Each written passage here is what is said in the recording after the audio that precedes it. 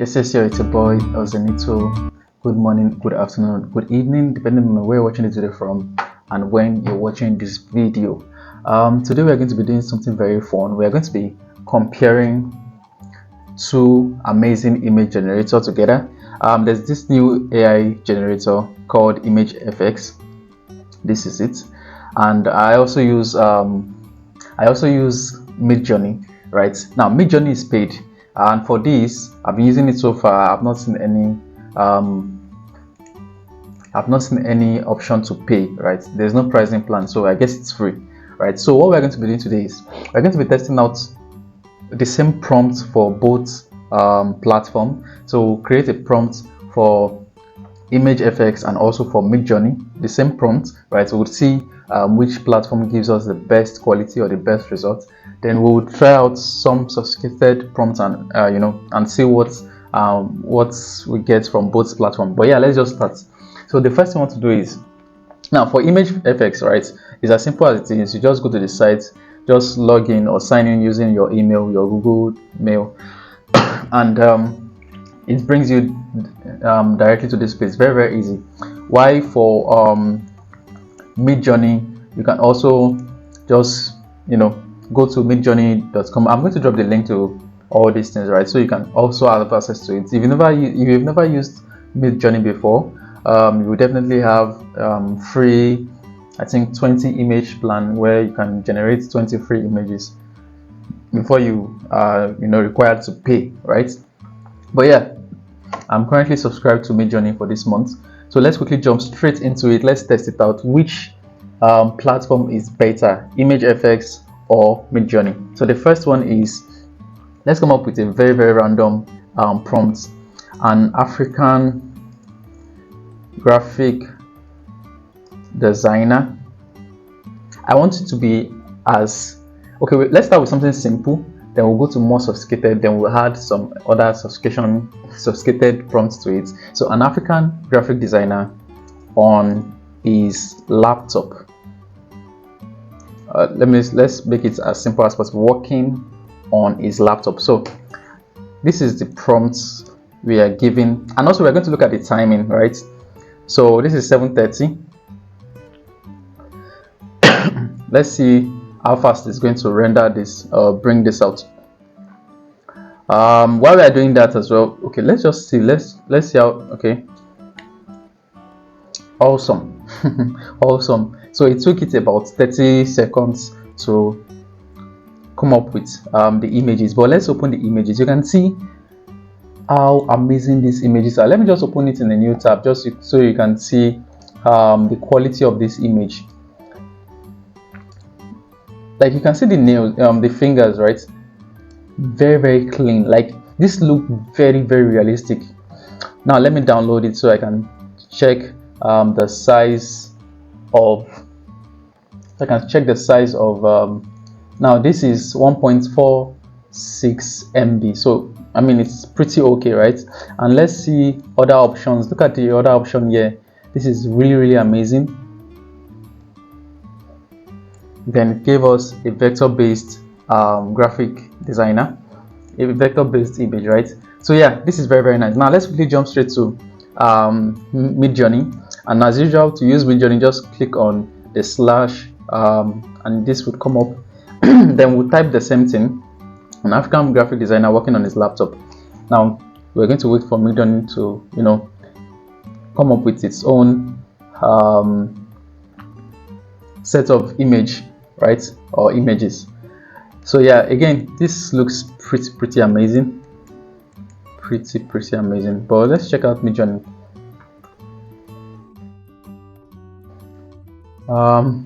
Also, we're watching the time. So based on this, Midjourney is quite faster, right? But let's open in browser so we can see the quality of image we have, so we can compare and contrast, right? Now again, remember, this is what we have for this, because this is very realistic. This looks exactly like a real life human being, as well as this person.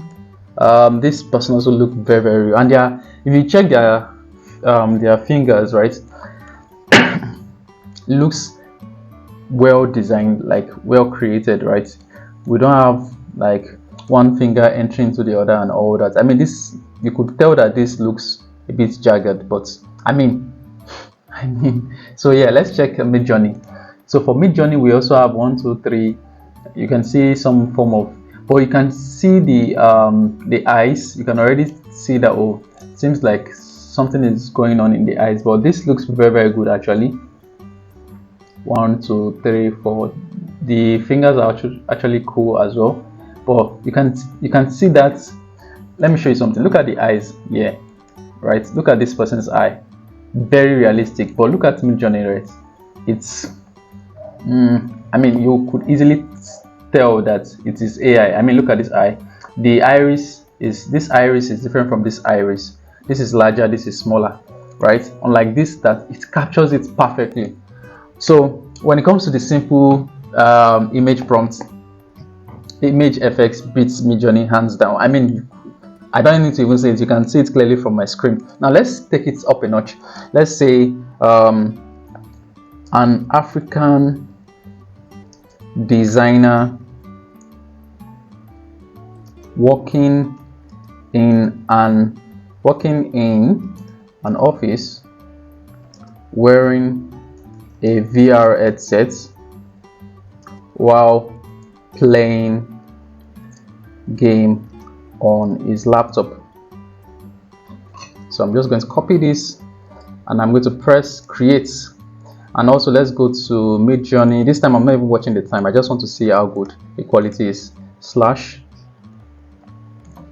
imagine prompts, same thing. All right, so let's see. Now I noticed that the moment you type in a prompt, ImageFX breaks out that prompt, which is very, very dope, right? Look at, you can see an African designer working in an office wearing a VR headset while playing game in his office. Now this is what it gave us. So this is an African designer working in an office wearing a VR headset playing game on his laptop. This is perfect. This is perfect. This is really nice. Yeah, this is really, really dope.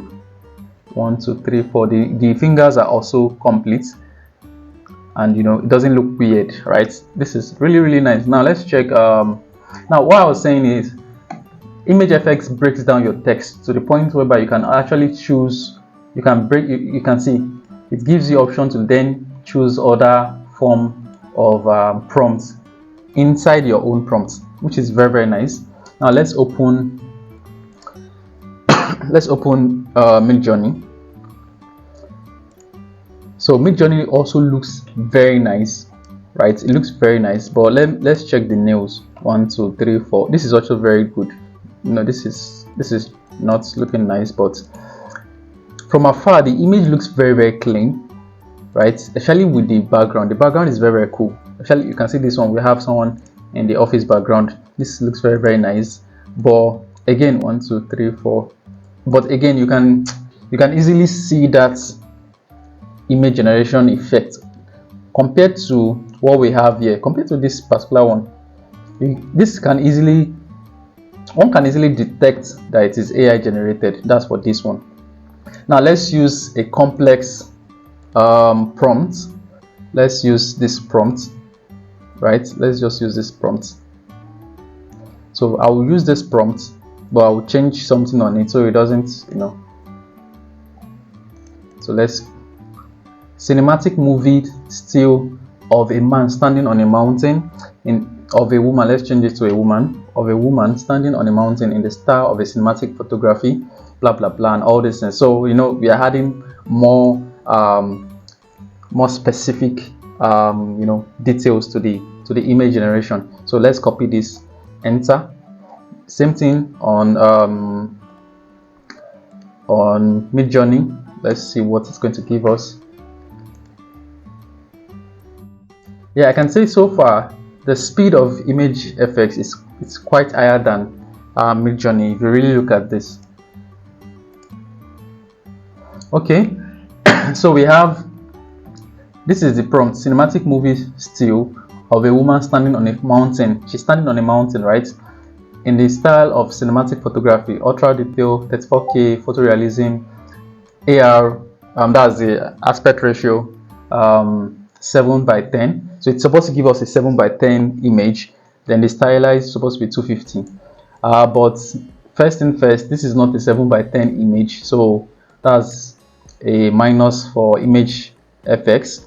Now it actually gave us a woman standing on a mountain, which is very, very cool. But I mean, all these three looks AI generated. It doesn't look real at all, right? Actually, this doesn't look real at all. You can see the image, you can see our background, you can see the clothes and everything. It looks fake. Now this looks very cool, but it also looks unreal, kind of. This is also we can't really see the woman's face or anything. You understand? We just know that she's in a mountain or a mountainous background. But let's check out Midjourney. So I'm going to open this in. Now you can see this. I mean, hands down, you can see that this is far better than ImageFX. Now it is also image generated. It looks like it was generated by AI, right? It's also AI generated. I mean, it looks like it was generated by AI, right? I mean, you can easily tell, right?